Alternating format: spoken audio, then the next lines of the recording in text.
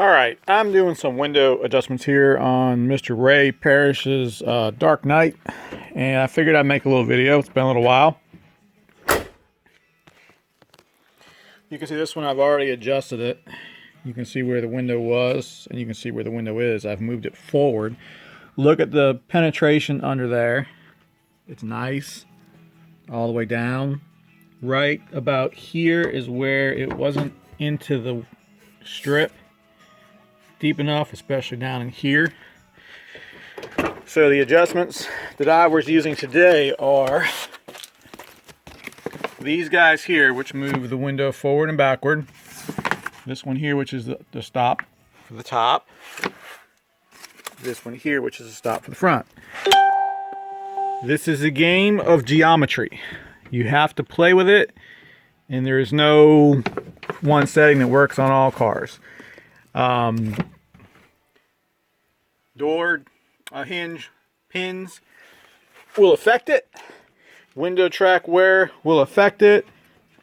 This adjustment here also has to do with moving it in and out. I rarely mess with this. Same here, rarely mess with these.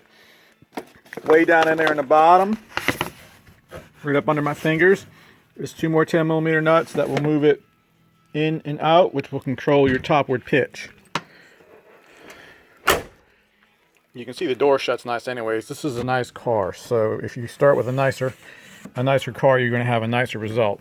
Another thing you can also do, which I did, is when you can't get it to poof out enough, say down here, you can stuff the back. Things to use to stuff are good old-fashioned vacuum hose, butyl tape of the thin type, and window weld, which is also butyl tape. Right there, ribbon sealer, and this is nice and thick. Okay, you can roll it up into a ball. You can put it wherever you want to put it. Careful, you might create a gap like I did, so I stuffed some window weld down in there so the water won't go in there.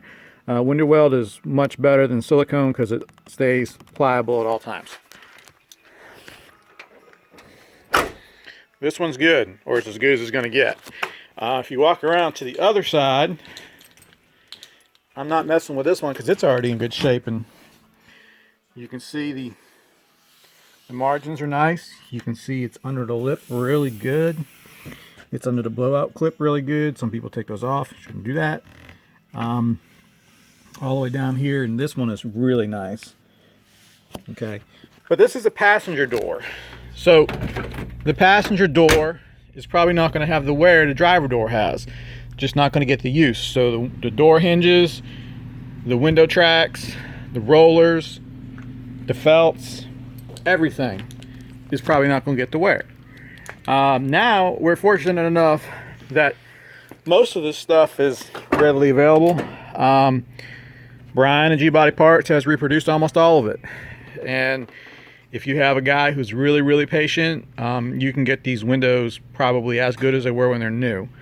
I always tell people they're only going to get so good, and I will not have my feet held to the fire over it because these cars are 30+ years old. They're antiques.